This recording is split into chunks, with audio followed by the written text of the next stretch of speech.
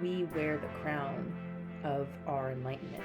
We wear the crown of our right doing, really doing that work. So this is like intangible, and it's tangible in that it does result in changes in our life, and it changes the way that we behave. It changes everything in our life when we start to live from this place of,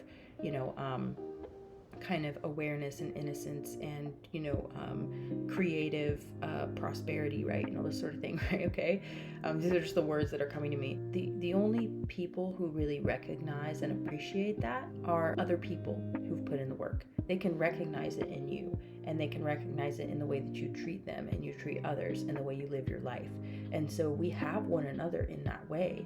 But unfortunately, the rest of the world, a lot of times they're looking for certifications and, what does your life look like on paper, and what are your accomplishments in this life, and all that sort of thing, like these very tangible aspects of what it means to be successful.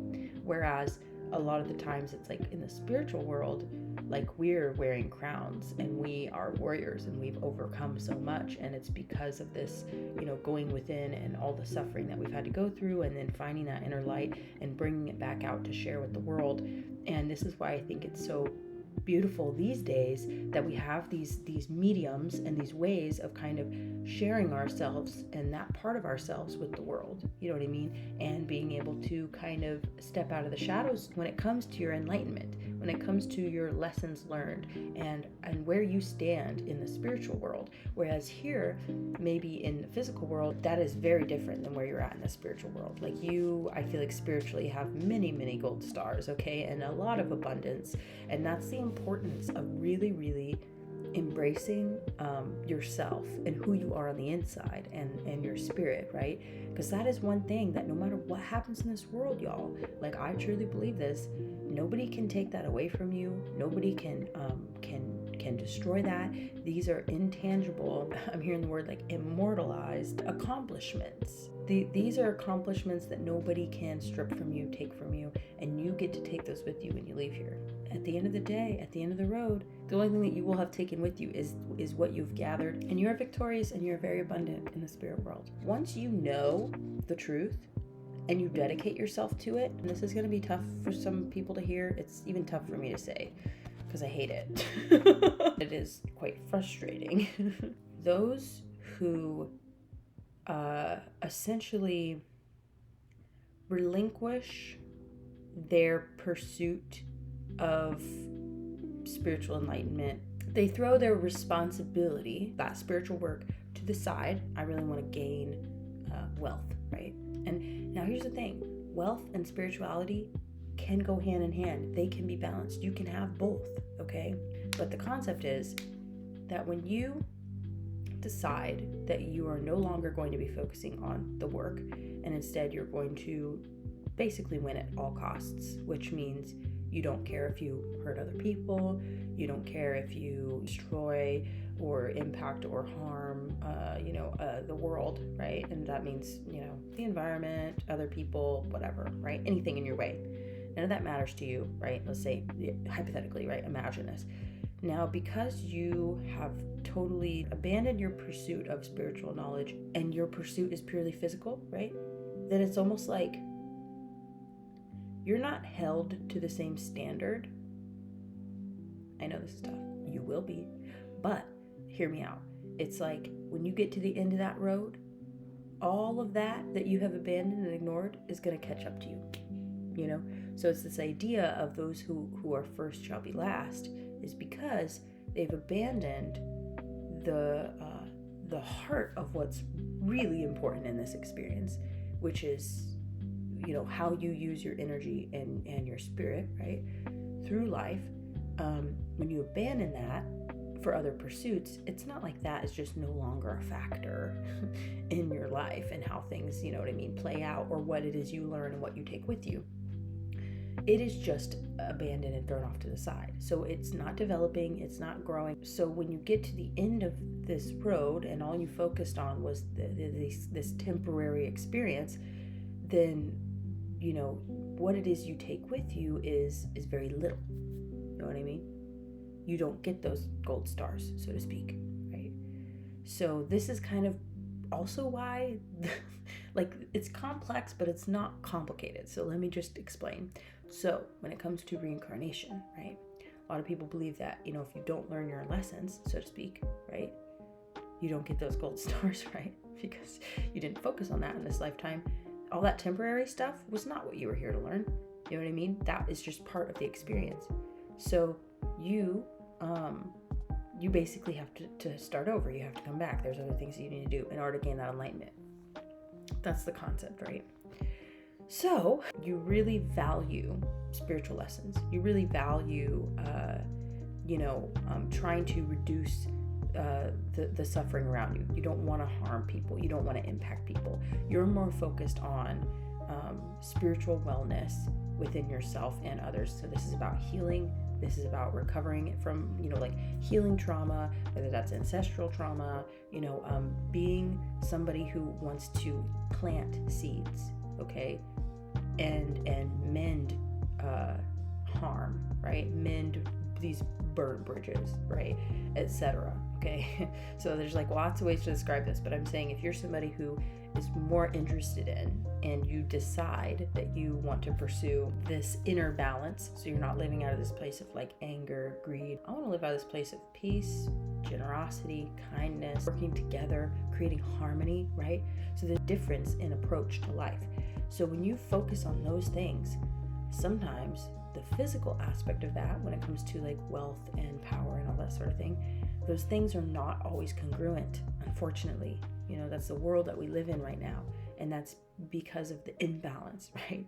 So when we don't have these kind of more physical, worldly pursuits, and I'm not saying you can't have both, I'm just saying a lot of times they conflict with each other because of this kind of dichotomy, imbalance, right? This lack of harmony that we're living in right now.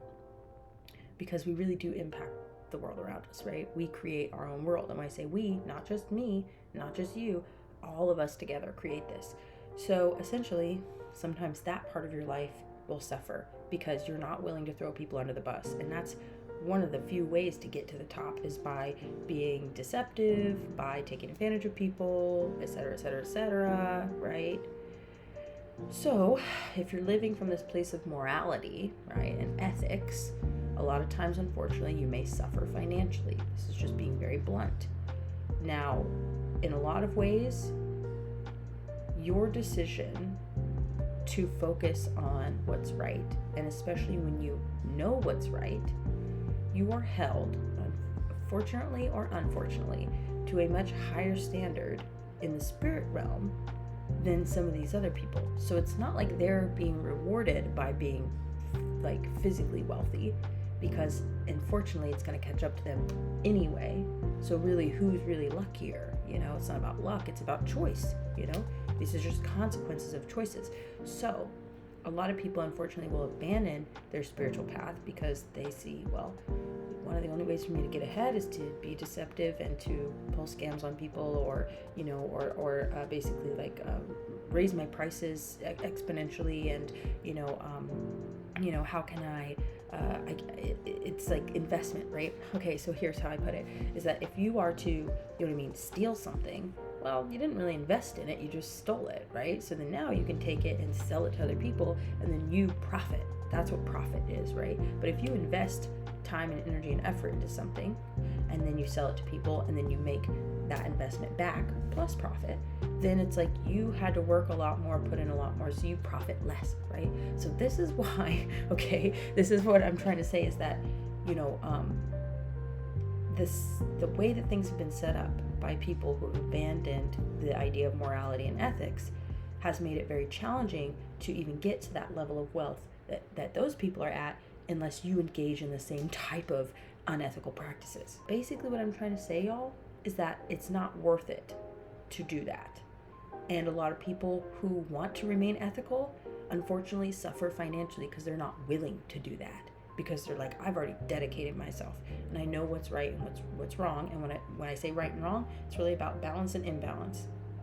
Harm and help, right? So are we going to harm people, or are we going to help people? And we wouldn't have to help people so much if there weren't so many damn people harming them. So basically what I'm saying is that while it may seem really unfair and really messed up that that's the scenario you might be in, if you have a conscience, you cannot knowingly engage in this sort of thing and feel good about it, because you know the consequences and the impact of that. And you've already dedicated yourself in a way to this spiritual path.